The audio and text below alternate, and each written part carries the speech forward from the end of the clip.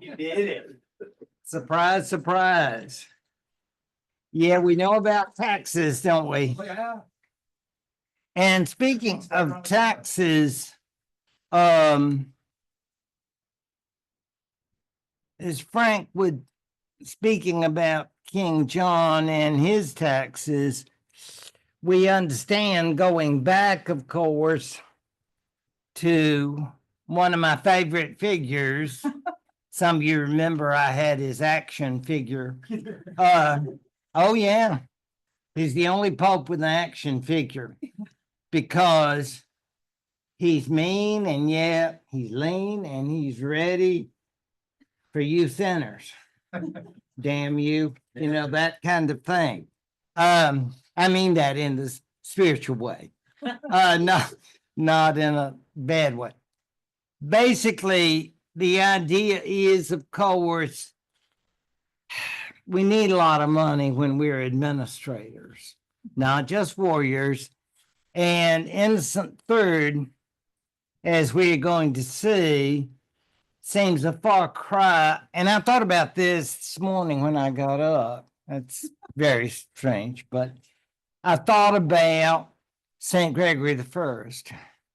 And you say, boy, before you're racing brand, yes, yes.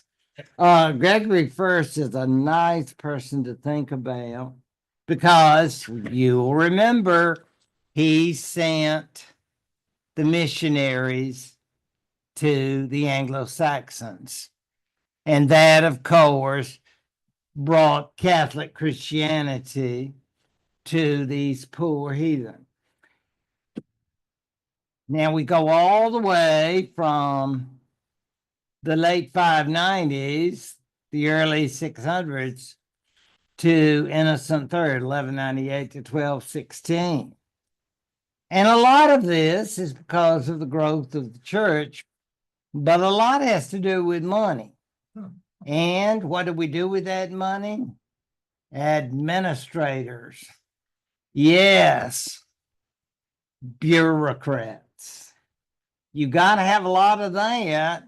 You got to have people to collect the taxes, or should I call them offerings? Yeah. Tithing, Peter's pence, as they call one particular tax, which I just love. But all of that, as the government of the church becomes larger and larger, there's just no doubt about it that whether or not you would call that deeply spiritual, I don't know. But it's definitely ecclesiastically very useful. And when we think of Innocent, a man who was very, very educated in the law, and a man who thought very high of himself. He was the first to use the term vicar of God instead of vicar of Christ for himself, and thought in terms, some of you will recall the book of Jeremiah, when they speak of God putting him to root out and control. He definitely saw his authority as virtually limitless. I don't want to get too much into that. I just want you to be aware. Unlike most of us, he never got the opportunity to go to England. I mean, as much as we love trips to England and all the rest, you understand at this particular point, it was, of course, unknown to him. He'd been to France, part of his education there in Paris, but not that far west. I think that was just a little too far. So he didn't know John personally. He just knew him as sort of like when you were growing up, did you have a pen pal? And so they were and I would say they were pen associates. I wouldn't say pals, might be stretching it, but let us say they were definitely involved with each other. And part of the problem is, of course, going to be over the choice of Archbishop of Canterbury, because, of course, kings were normally thinking they could appoint the Archbishop of Canterbury, or at least put in a choice that then everybody was going to say, yeah, sounds good. But instead, Innocent did not approve of John's choice. And so they had what I guess in colloquial parlance would be knock down, drag out. All about this fellow Stephen Langton, who was more or less English. He had gone to law school with Innocent. I can't say they were friends, but Innocent thought he had the credentials, and he thought, how could anybody not accept him when he has credentials? He's from England. He'd love to get to visit with his mother more often, that kind of thing. But John didn't like it. What can I say about John? Hard-headed, just not, he couldn't adapt well. I mean, you try to, ratemyking.com, you try to think, can we be positive? What are his great assets? Well, he was a great administrator. Okay. He liked to joke, maybe. But he had many, many issues. And among them is petulance, not wanting to give in. And he threatened Langton, if you come to England, I'd learn how to swim, okay? Because the channel may be where you're going. I mean, it was ugly. Rude, yes. So he and Langton did not start off well. Well, you can imagine that Innocent got word, I guess, from France. Maybe Langton wrote him back, Dear Holy Father, you're not going to believe the terrible things that happened by the damn king. So Innocent did not have a lot of anger management. He was angry in extremes. And that's when he imposed this interdict. You say, well, that's not bad. You can find some sycophant priest who'll celebrate the Mass. And you think, oh, great, now I don't have to go to church. But we have to put ourselves back in that particular period. If it is true that this is a society of primarily Catholic believers, or at least on the face of it. I mean, I've had many people over the years who said, you really believe they were Christians? I said, well, it's part of their culture and they do it. They accept it. So the interdict hurts people in terms of their lives and the hopes for the future for most. So the interdict closes churches. Again, I'm not sure that everybody follows that. I'm not sure we can prove it. But it was still pretty scary because a lot of the bishops were cooperative, so they ordered the priest to do that. Except, as you see, baptism for infants and what they called, until I guess Vatican II, extreme unction, the rites for the dying. But other than that, there's no mass, no ceremonies.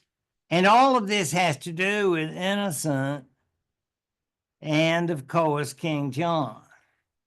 So, what is Innocent in his cagey little mind thinking? I think it's called popular pressure. That's just my thought. I don't know if everybody knew what all this was about.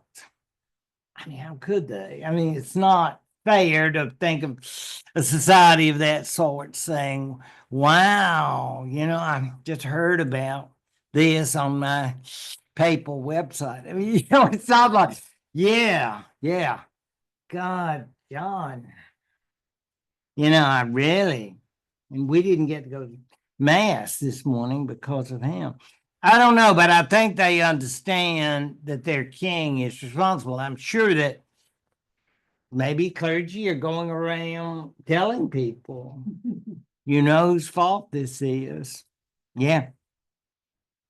His name starts with a J. So, it's that kind of thing. Now, how do you like that? This is supposedly the future Louis VIII. Now, if you go out tonight on College Street and you ask people, what do you know about Louis VIII? They'll say, well, I know about his father. Yeah, Philip II. Yeah, that's easy enough. Yeah, I know special people who are on the streets.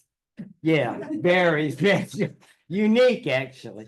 And then I'll say, all right, Smarty, who is his son? He'll say, St. Louis. And then I'll bow down. Yes, it's not going to happen, but I have dreams. But there's a fleur de lis. And this happens after the interdict doesn't bring the results. Innocent waits for the interdict to work, and it doesn't. I mean, it's not a good period because, of course, a lot of the revenues of the church, John will just take. He says, I need to keep helping the people, so I'll just get those revenues. But meanwhile, Innocent takes step 2, and the step is excommunication. As those of you Catholics know, many who are not, know that excommunication is a very serious matter because you are, I guess, spiritually pariah. Well, not a nice thing to say in this day and age, but it's more or less that in that time, the belief was that if you died an excommunicate, you would have, I suppose, some serious time in purgatory if you declared, I guess, that you were Christian and been baptized. But whatever the case, if you're going to have a king, you don't want an excommunicate because a king who's been excommunicated is like, well, he can't go to church with us. I mean, it's like, do you want some pagan or somebody who's out? You're a pariah, you. No, I mean, it's like we may not love our king, but at least he can go to mass. And you see, the excommunication means that essentially we don't have a king who's Catholic, Christian, then we don't have a king. Believe it or not, there was actually an article. People will write anything, to get published. This is an article on could a Christian society accept a non-Christian king?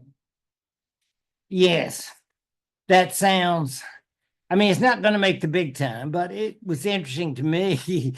It was the idea of, I don't think so. It's not going to work out. We're not ready for that. Like, yeah, come on, come on. Go to the 18th century if you want to be enlightened. This is not this is not that. The idea is that essentially through an excommunication, the throne is vacant. And I mean, you don't walk up to him and say, "You're not king anymore." But a lot of people who did not like King John, and there were many, are looking perhaps with love towards France. You say, no, yes. We don't have that sort of Anglo-French hatred at that time. I mean, there's political, I guess you would say, opportunism here. And these are the vassals, as Frank told us about, of King John. And yet they're saying, how can we be your vassals when you're excommunicated? Yeah. We don't even want to be in the same room with you, you know? So more or less, this would allow for them to say, you know what would be good? To have a Capetian. Do we have any Capetian volunteers? We. Yeah. And that's this one. Little Louis. Yeah. And of course, all of you will remember Louis VII, first husband of Eleanor of Aquitaine. So, yeah, I know you can probably do a Capetian tree in your head, which is very impressive. I think this is going to make your Ollie money go to great worth. He will be Louis VIII, who becomes famous as the leader of the forces during the Albigensian Crusade and so forth. But for right now, he is a young man, Dauphin as they call him, who is heir to the French throne. And they are saying, these barons, they're saying, since we don't have a king, we love you, je t'aime, and all that. Yeah. And there will be, sadly for the English monarch, attempts to put the future Louis VIII on the English throne. Yeah, I mean, he will sort of invade with a little fleet. And so I don't know if people are out there and says, yay, Louis, we're so glad to have you. We're collaborators. Well, yeah. I don't know how well that goes over. And I'm thinking if you had gotten word to Innocent, and you're thinking, boy, I bet he's upset. No, he's happy because we don't like John, ex-king. Yeah. And no golden parachute either. You're just going down, period. So that's Louis VIII, the future Louis VIII, I should say. A campaign, of course, it was ultimately not fulfilled. Because I think by this point, John and his entourage, if you want to call them that, they're beginning to say, this is a really bad situation. So this is getting on the period that Frank was telling us about, that the arbitrary policies of King John and so forth. And he decided to say, you know what? I was wrong. I love you so much, Peter. I'm innocent. You are holy, you're venerable. Would you hold out your foot? Because I want to kiss it. That kind of thing you say. But is there any hypocrisy? Do you think all of this is honest and true? No. No, I don't think you have to be back there to understand that by surrendering and accepting Langton, he understood the churches will be reopened. Gosh, I'm king again. All of that. So at great cost, you might say, I'd say, to both papacy and monarchy, Innocent has a papal victory over the King of England. Why did he pick on John and England? I don't think he was picking on them at all. Philip, the father of the future Louis VIII, remember him? Well, how much Louis, or rather Philip, defeated John, so forth, got all Normandy and so forth. Well, I'll tell you a fun little story about Philip. Philip got a wife, I think she was from Denmark, a Danish princess, and she had a nice dowry. Not that can, you'd rather have the love and devotion, but a dowry is helpful, but it's sort of like Anne of Cleves, it's like, it's like, I've got this special friend, gal, pal, I think they call a significant other, whatever. And when Philip basically, she arrives from Copenhagen and say, "Oh, France, wow, this is great." And he just doesn't want her anymore. And basically he wants to send her back, to Denmark.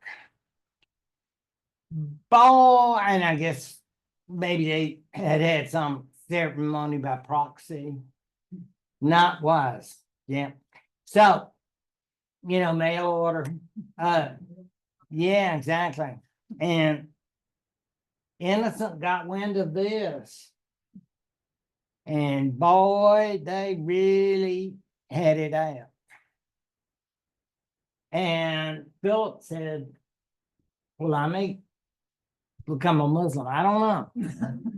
And you're thinking that they were irritated at each other. There's no question about saying.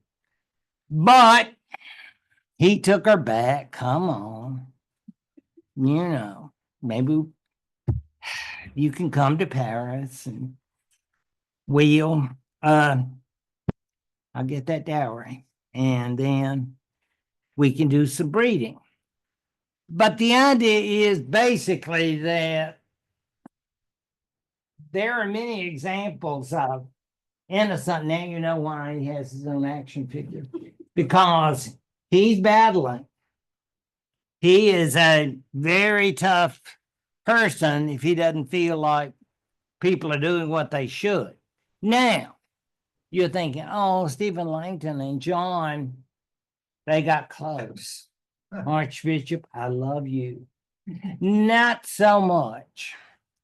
I don't know whether Langton resented not being treated especially well, or whether it was just that King John had abused the rights of the church. But we do know that John would take special efforts, and you see that. I'm sure he didn't look like that, but it's supposed to be King John. Now, I guess this is like touche to Innocent, although at the time, Innocent liked it. I would love it if somebody would become my vessel like that. John, I know.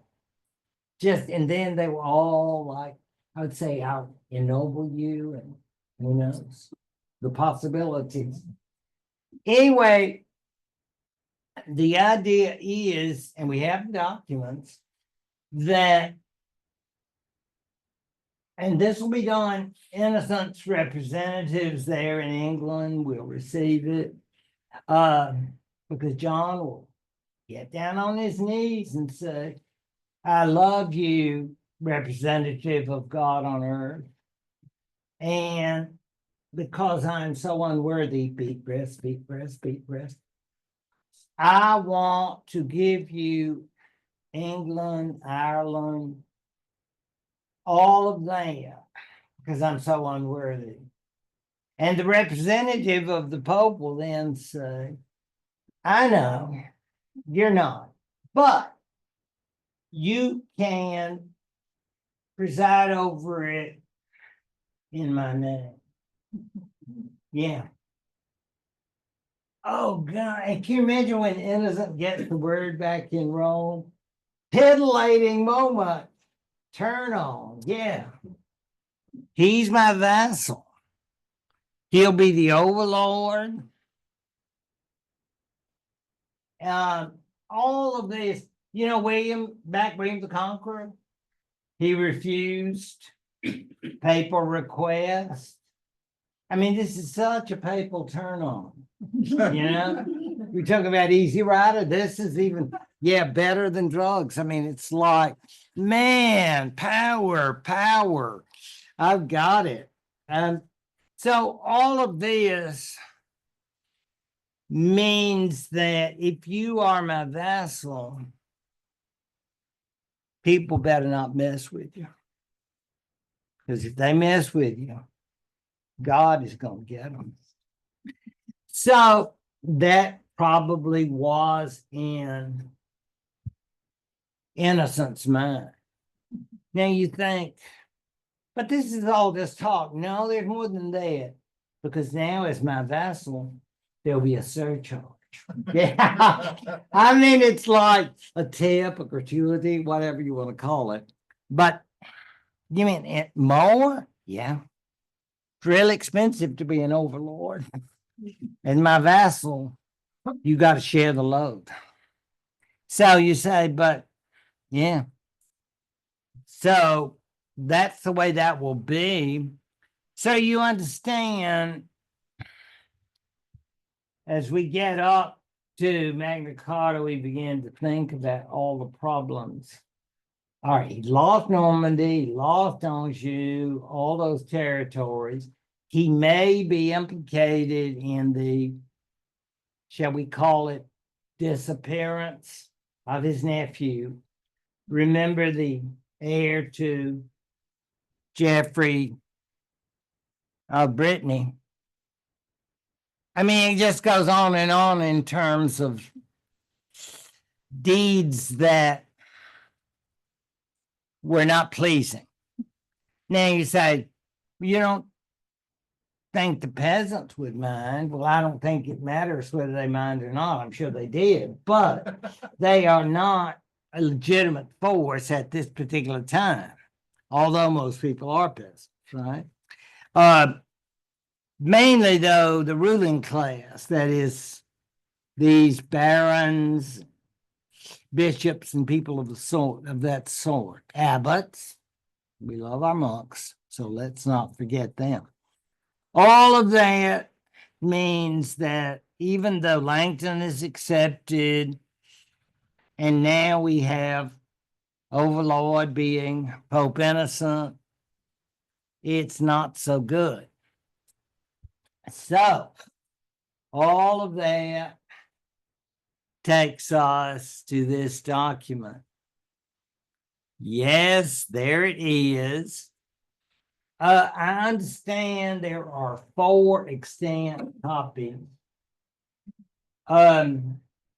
Salisbury, Lincoln, and 2 at the British Library. It's interesting, but not surprising, that copies of Magna Carta are found in these great cathedrals. Because now you talk about people who had some good storage, it's churches, meaning that they love to keep records. And I mean, they did, like, how some people, when they get ready to do their taxes, they find they're digging through all this paper. No, church folks have all this sorted out. Your Peter's Pence records and all of that. They know. If you get behind, yeah, you got some trouble. You're going to have some collectors come visit you. But more or less, we understand then that the church leaders, bishops and so forth, were probably primary leaders after what historians call the First Barons' War. The struggle of these great lords against John, and they were probably involved in, I guess, encouraging Prince Louis to maybe move in. So that's got to be an important factor here. Some of us will remember 2015, I mean. You were probably busy with real life, but many of us, especially those of you who are Anglophiles, could not get enough of the Queen and the then Duke of Cambridge. I don't know where the current king was, but I know where the Queen and her grandson were. They were there at the big do in 2015, June to be exact. God, can you believe it? Almost 10 years ago. But yes, it was quite the day. And you can imagine in the medieval community, we were very, very excited. Yeah, it's like, let the papers, let the books flourish. Yeah. Over and over again, discussion of what does Magna Carta really mean? And then you say, I think we've already done that, haven't we? But no, we can't have enough. I mean, there's got to be more and more and more. Is it reinventing the wheel? Well, some would say so, but there is definitely a lot of talk. Meanwhile, this document, and there's the royal seal at the bottom, is very interesting to see and to imagine what it was like there in Runnymede. And Runnymede, if you've been there, but it used to be such an inconspicuous place. But now, yeah, you go to the website of runningme.com, and I'm total. I mean, I'm thinking like it's just a few miles from London. But now you ought to see that Runnymede Chamber of Commerce. They are pushing. Oh my God. I know. Yeah. I just thought it's just a quiet little area. And I went there and just paid tribute to all the barons and bishops and so forth. And, it's near Eton and all the rest. I mean, it's very, very interesting indeed. And who knows? You can say hey to Charles and Camilla. They may be around. There's the school. Used to be a boys' school. I don't know now. But it's a very interesting place. And that's where John, I don't want to say surrendered, but in a way he did. He came out of Windsor and he met these bishops and barons out there. But I don't think, hey, y'all, haven't seen you in a long time. I think it was a very unpleasant gathering and a quick assemblage. But it's more like, I think we need peace. And let's try to get along, that kind of thing. Yeah. I'm out of here. And then war begins again. War, believe it or not, War of the Barons Part 2. It's like amazing, isn't it? You think this is going to lead to some peace front or something, but it doesn't. It seems to have been basically a way to sort of perhaps delay the war because John didn't have a choice. Like they've had the squeeze on him. They've taken the city of London. And if you, I mean, and King John is not happy about that.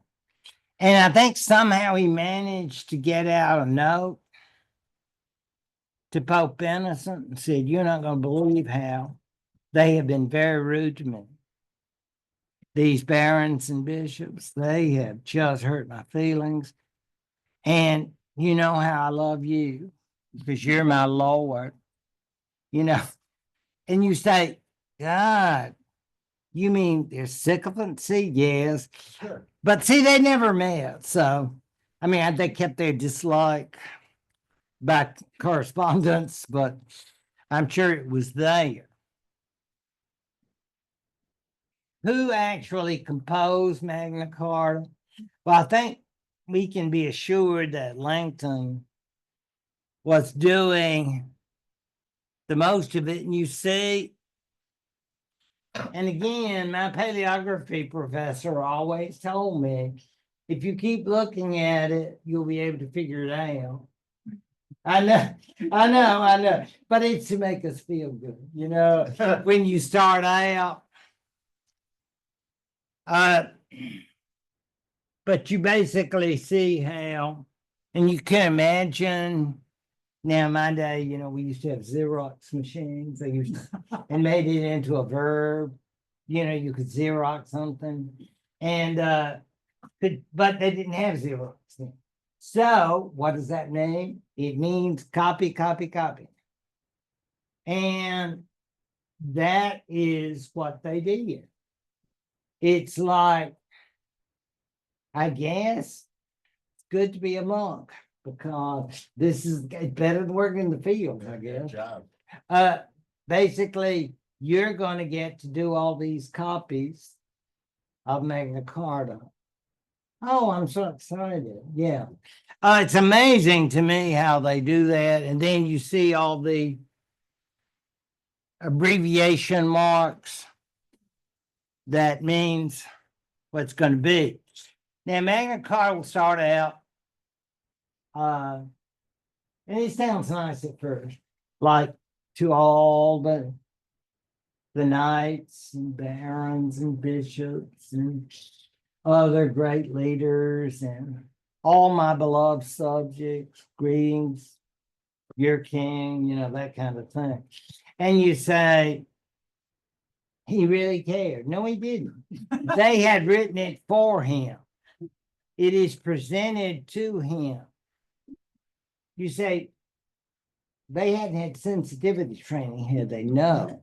No, indeed, they had not. Because they basically say, you will do this. You will agree to this, and we'll get more into that momentarily. Immediately, the Pope, well, not almost, it's almost immediate, will denounce this and say, why would a Pope denounce it? Well, even though it was more or less framed by the clergy, Innocent decided John's position was too important for him. That is, can't, yeah. There are fees, yeah. And it is great to have kings down on their knees saying, I love you, you know, that kind of thing.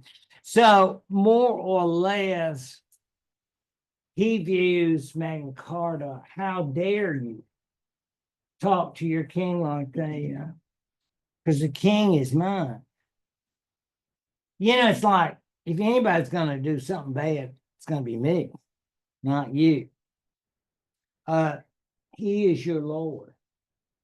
You shut your mouth. It's that kind of thing. So the Pope denounces Magna Carta almost immediately, and that's still Innocent III. I reiterate, 1198 to 1216. So this is not long. Now, does anybody pay attention to what the Pope says? I guess possibly. I don't think it's going to have a lot of effect. Still a long way from Rome to London, and the barons and the English bishops, I guess, have their own will and their own decision making, and speed. At this time is a little different than speed now. Yeah, I don't know. It's very odd to think that John and Innocent will be dead soon. So that always has to be taken in mind. So we'll have different leadership. The Charter of Liberties and other documents, and some will remember that Charter of Liberties, more or less saying, my brother. You remember that brother, William Rufus? And in this document, the Charter of Liberties, Henry I is going to declare, my brother was a very naughty man. He abused your rights, abused your privileges, and all of that ends. And what you're entitled to, what you should have, is good government. I mean, gosh, we love you. You're going to get a very high rating, right, of a good evaluation. Nay, great evaluation. Based on this. Well, we know sometimes people don't always tell the truth. I know, shocking, but they are mendacious. Yeah. Just to stress how bad it is. They plunder, they loot, they extort. I know some vulgar words, like extortion, and you're thinking, this seems like it's a money lecture, doesn't it? The people are always after money. But I'm just saying that seems to be the area with which we're concerned, because we know about Henry I and the Exchequer, you'll recall, and developing administrative institutions to suck that money out. Yeah. April will be here, I'm just telling you. So just fair warning. So all of this then is going to play a role. Now, I thought I would just pick out a few parts of the document with the understanding that much of Magna Carta would be eliminated in future versions because they were, I guess, what you would call only relevant to particular areas or situations. And so in the final version, or the versions, because remember, there would be different versions after King John, because the version I showed you was just the first version. And again, let's hear it for the poor monks who had to write it all, make all these copies. But we know that later editions, shall we say, of Magna Carta would be abbreviated, and only these important parts, many of which I'm going to show you, because they are important, will be noted. Again, John and his advisors, I'm not sure whether they had been given copies or knew what was going to be said, or Was it just a quick, agree to this, and then we can get on our way? But I think they knew what was coming. But I just thought, this is number one. I thought, boy, now we can tell who composed it. Because, because you put yourself first. Yeah. Church number one. All of this, again, is not like any person would have said that King John said, now I want to make sure that the church and I get along and we work together. I think this is all forced. There's no question. I mean, it doesn't say that, but you and I both know it, that this is compelled. And more or less, the king will denounce it after he leaves Runnymede, basically. I was just teasing, that kind of thing. So you'll notice that, of course, see the phrase freedom of elections. And of course, you'll remember this has to do with the king saying, and I don't want to use, but I'm going to have to, nepotism. The filth of nepotism, not as bad as lucre, but lucre often plays a role in these. So the freedom of elections means basically that the clergy can elect their own bishops, and you're not going to come in and say, well, I want, cousin Jethro to be the new bishop of Lee County, whatever it is. And you say, you mean I can't have my cousin take this, or Uncle Bill? No, it's got to be freedom of election. And John says, sure, that's great. No, I don't think so. There's too much nepotism and favoritism and all the rest. And so it will not surprise you at all. So I love the way they say this, and they really do. We of our pure and unconstrained will did grant. And you think, boy, did they go to law school to write this? Yes, they did. Because you know what they say, take it to court. Yeah. Because we want this stuff to stand up. So John may deny it later. Yeah, I was forced. I didn't mean it. But you put your seal on it, buddy. Yeah. You loser. So I know it. I'm talking ugly, King. But I'm not the first, I promise you. So, secondly, we have also granted to all freemen. And that always makes people, what does that mean, freeman? Serfdom was still a reality. So clearly, serfs can't be free. Women as a whole are not included here. Although clearly some women, as we've seen, are the exceptions. As noble women, they are more or less rulers and individuals of power and authority. It's quite a strange mix, isn't it? But more or less, all freemen of our kingdom for us and our heirs forever, all the underwritten liberties. So what kind of liberties are you going to get? Well, I can assure you it has nothing to do with any dental insurance or any kind of special time off or any of the rest of it.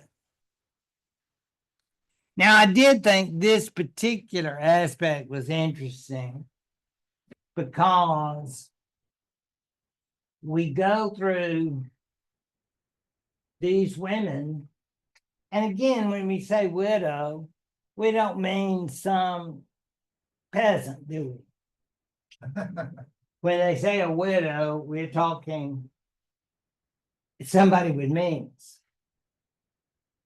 A lot of property and position. All of this individual.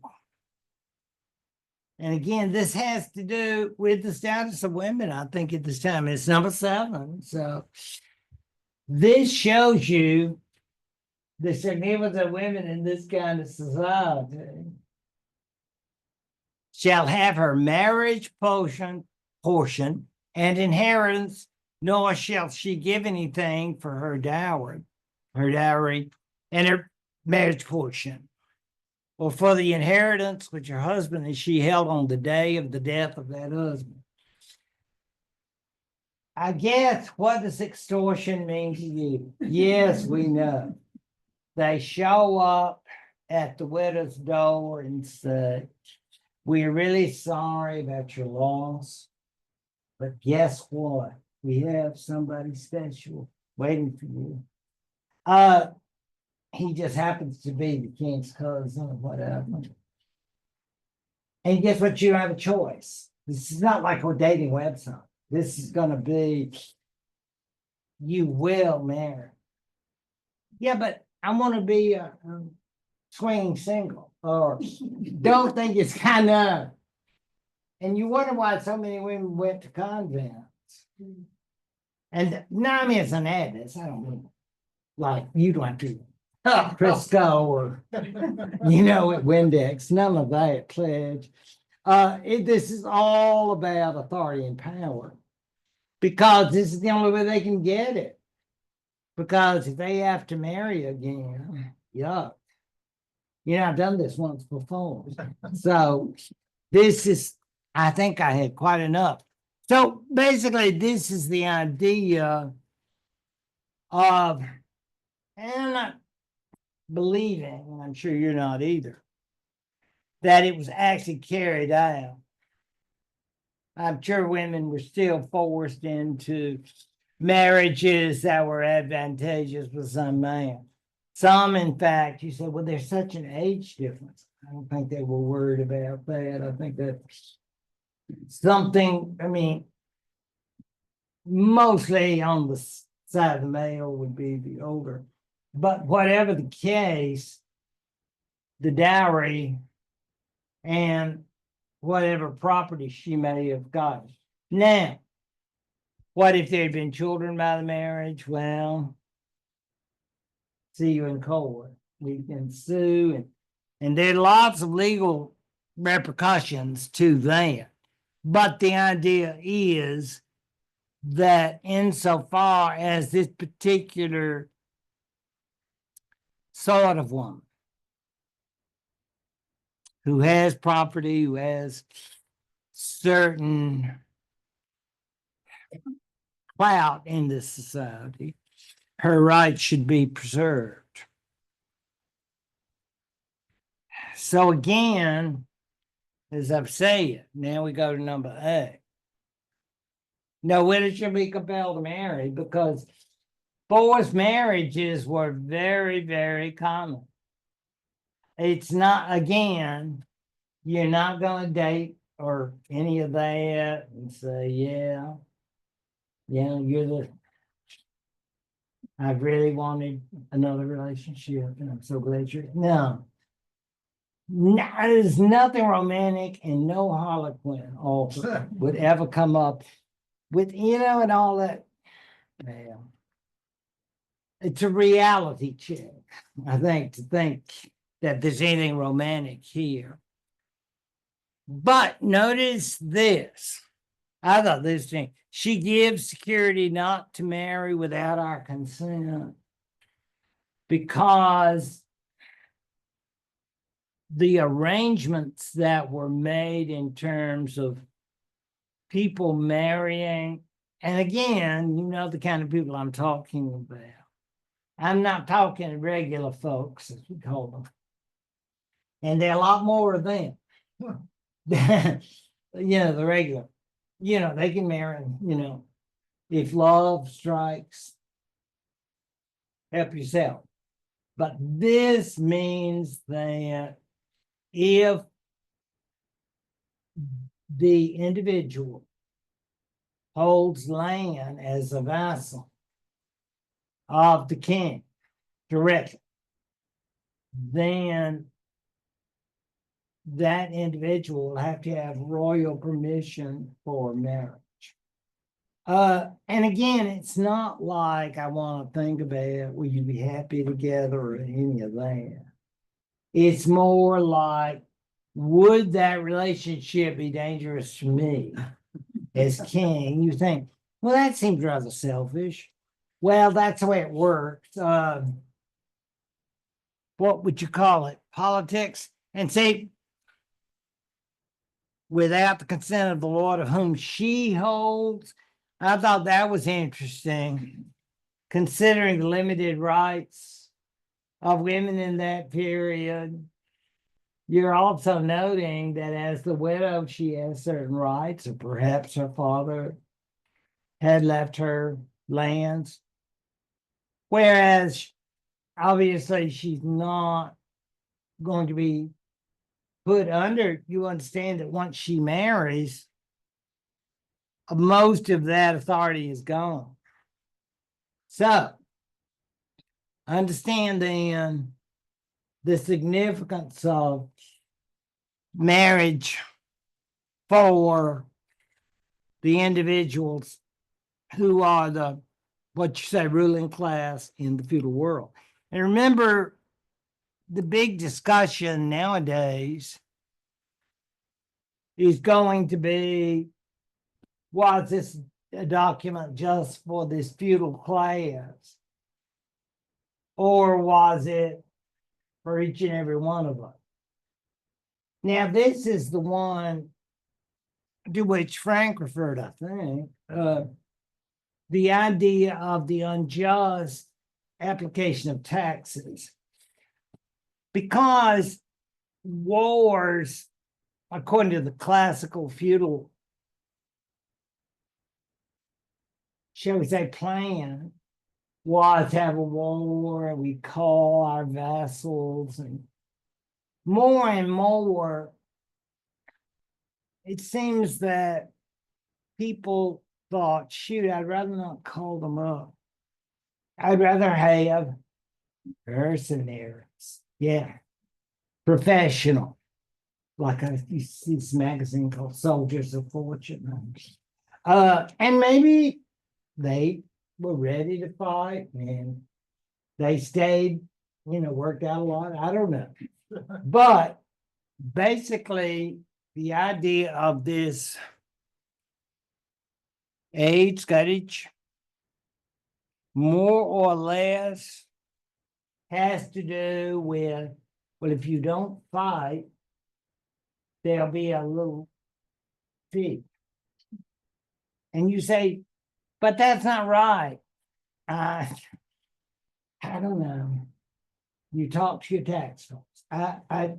It's hard to understand sometimes. Why do I have to do that? Why do I have to pay?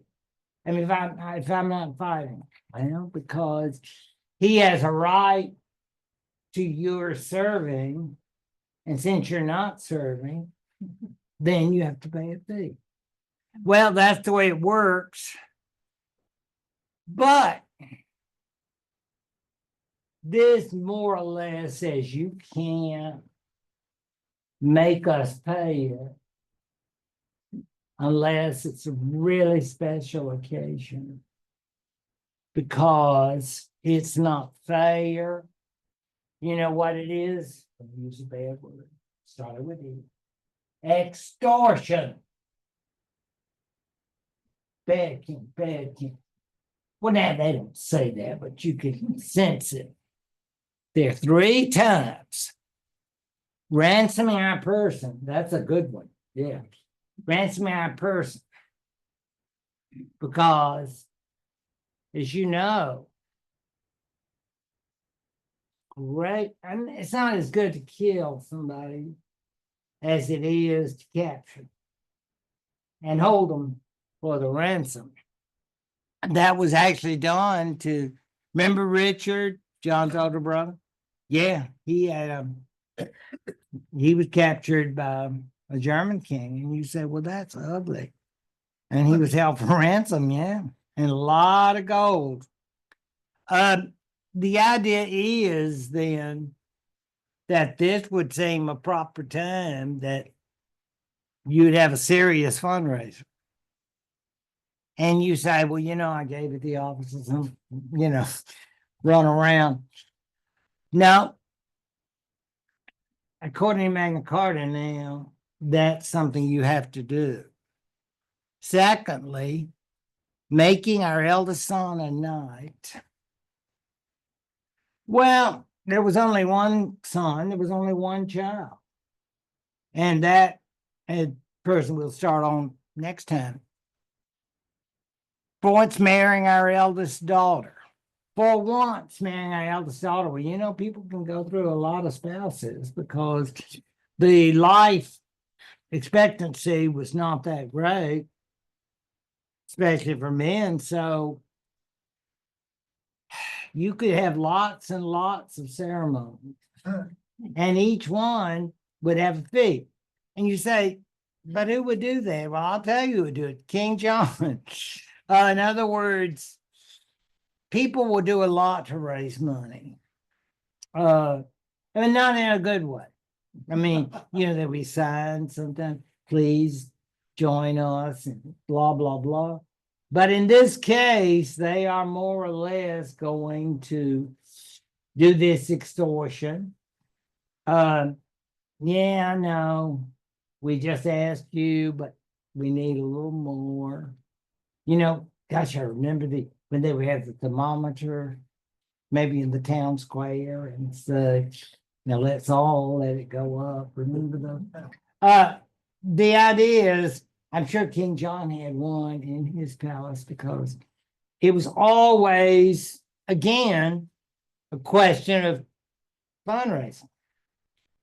And, I'd said first it was just the eldest daughter, but you know what? I meant all of them. So this is trying to hold us back. So you see how he agrees to that.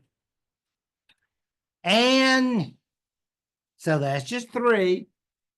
We just asking for 3 now. Notice that.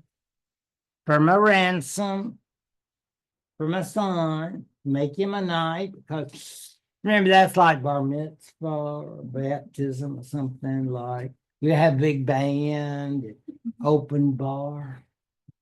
If you're that sort, and then you know how people are at open bar. It's not good. So somebody else is paying for it. And see, the idea is then our eldest son a knight. But if you have all these other sons, too bad. One, uno, while his ceremony. So all of that, a reasonable aid. I love that. Again, clearly, you wouldn't have put this in effect if it hadn't been for the extortion that was going on. We know clearly stated. And then notice what comes last. London. Now we're going to hit Chamber of Commerce. And why? Well, shoot, we're making money. That's why. Not, could you imagine now? But I'm sure in its time, the London of King John's time would have produced quite a bit of revenue. And this would have been, as it is today, lots of different kinds of people, lots of Italians, others who would have been, and you would say, must we always bring up money? Yes, we must, because that's what's involved here with London. Because in the same manner it should be done concerning aids from the city of London. In other words, cities are having to pay this just like these lords, which I just think is interesting for the time. Can you imagine in later times, Manchester, Birmingham, and you just move on and think of the dreams of wealth in the future.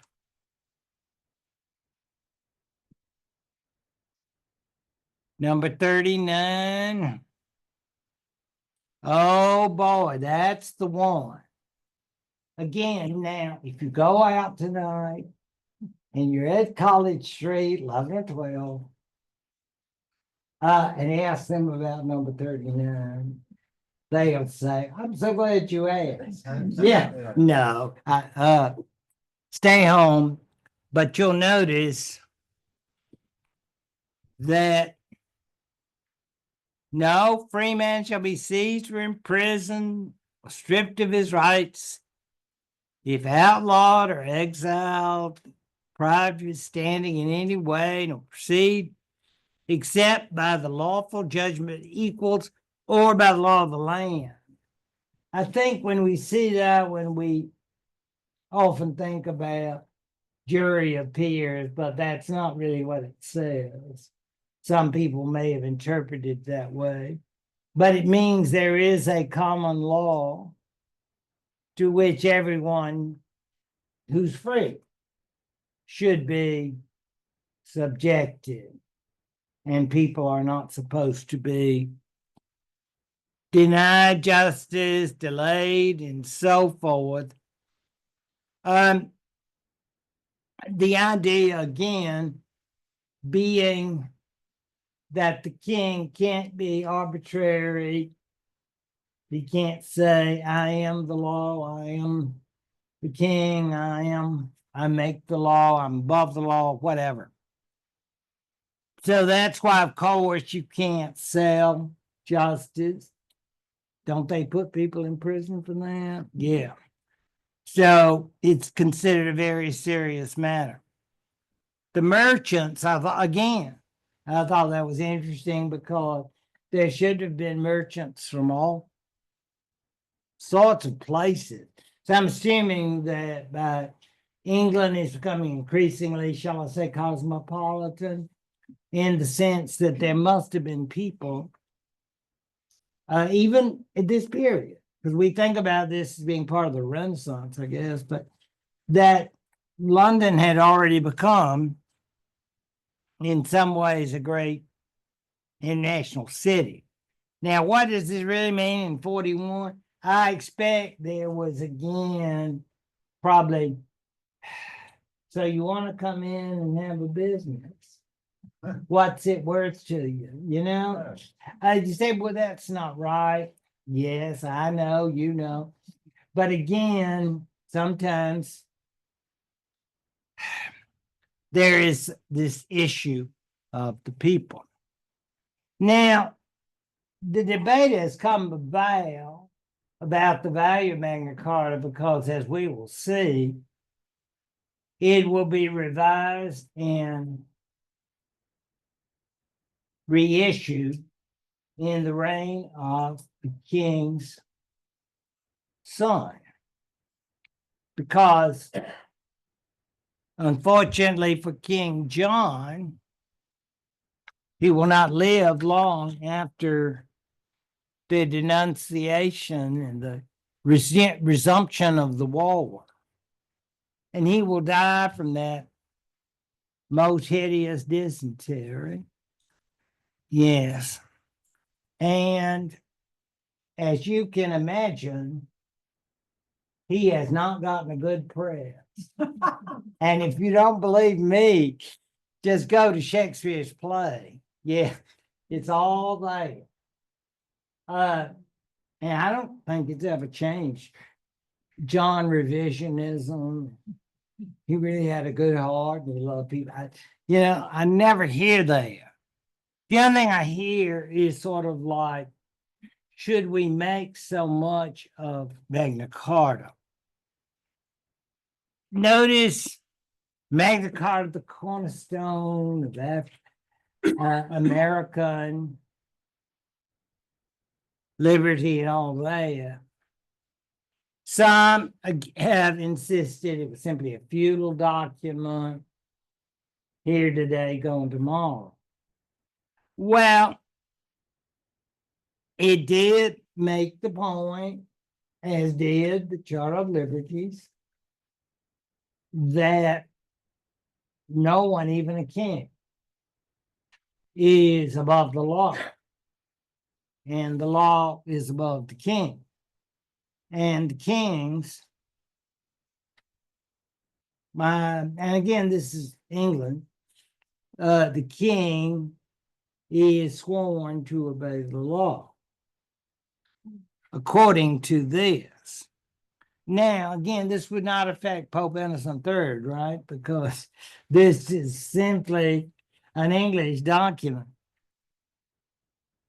However, of course, after this period, it will be more or less assumed that this is appropriate. These photographs of Runnymede come from an earlier time, I can assure you. Because now, well, you don't believe me, just go to the website. I mean, I saw all the ceremonies in 2015 television. But whatever the case, it was amazing to see all that had changed, because I'd been there since the 1980s. And more or less, what you see here is, I guess, the first of the many now statutes and edifices that are placed there in Runnymede, given of all things by the American Bar Association, 1957. I mean, you don't have to know that for the final, I promise. But I'm just saying, it interests me because all of this that looks like just this land, and we of Auburn will not be surprised. Now we have development. Yes. Yeah. Lots of development in Runnymede. Like I said, you can probably got a Hilton, the heart of Runnymede. I mean, it's like, really, can't anything be left alone? Not anymore. Everything is open. This came about in 1964. And while we're all interested in Mrs. Kennedy and the Queen, some of you saw The Crown, I'm sure. This was somewhat controversial in the sense that whether Mrs. Kennedy really wanted this, whether the Queen, what was her role in it, if anything. But in any event, it was imposed, I don't mean that in a bad way, but just erected, shall I say, in 1964. So that's pretty fast there in Runnymede. And so with all of the people and all the places that are represented by freedom, freedom, this was only the beginning. There are many other people who are now represented. They're people who ironically were probably fighting against the British Empire. So all of this, you say, I wonder what King John would think. Don't ask. I mean, there's a reason why we don't know the future, because the idea of Magna Carta just starting out, just this small group of people who are affected, the men and women of the church and the great families, and then moving on century by century. And what was the big one? 17th century. And why? Because we're going to have a king go chop chop. 1649. You don't have to know that. Yeah. That was King Charles I. All of this had to do where they're pulling more or less this Magna Carta out of quote unquote mothballs. Okay. 1216, more or less, he had denounced it in the fall of 1215, or as fast as he could. The wars went on until he died in 1216. And by the way, guess who else died? Pope Innocent. So it's the beginning of a new world. And what is that new world? Well, for one thing, a 9-year-old king, little Henry, and he's going to have quite a long reign, 1272. But this is the end of this period as far as Magna Carta, because we're definitely going to have the regents, but we assume that 9-year-old is not going to say. I just want everybody to know how I love them and I respect their rights.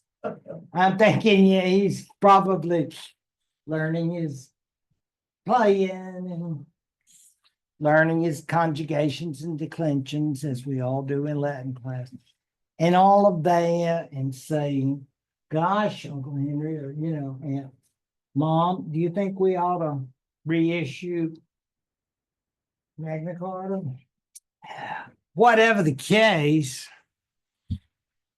his government would reissue it in these versions, as we all like to think we do when we edit something, is abbreviate it and put it in a more useful form. You recognize Big Boy Day, don't you? Yes, Big Tutor. I'm Henry VIII. I am. I won't sing. But come on. No, I'm very shy. So the idea is that I don't think the tutors cared too much about Magna Carta. Maybe Elizabeth for show, but whatever the case, that's a long period of time, all the way from the 13th through the 16th centuries, more or less. If you asking a lot of young folks who were educated, what do y'all think about Magna Carta? Oh, that was where I was born. Yeah, and students would say that to me. That irritates me. So, but anyway,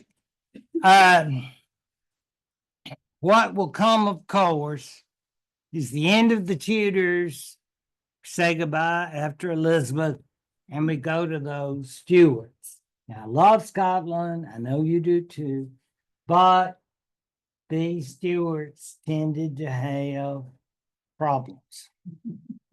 And so Parliament, where more or less, and great lawyers like Sir Edward Coke, will, shall we say, pull the file on Magna Carta. You say, well, that was a long time ago, but it was useful. It was useful for them to say the kings had abused their authority and that must come to an end. And my assumption is that from the 17th century onward, Magna Carta has been utilized as a major symbol of this idea of authority under control, under law, and the responsibility of every ruler to follow that and to control it. Are there many other interpretations? Yes, unless you just think about it, as I do, as a document that grows and expands over the centuries. And that apparently is what they thought in 2015. That's certainly what I've been reading. Thank you very much, and we'll start on Henry III next time, okay?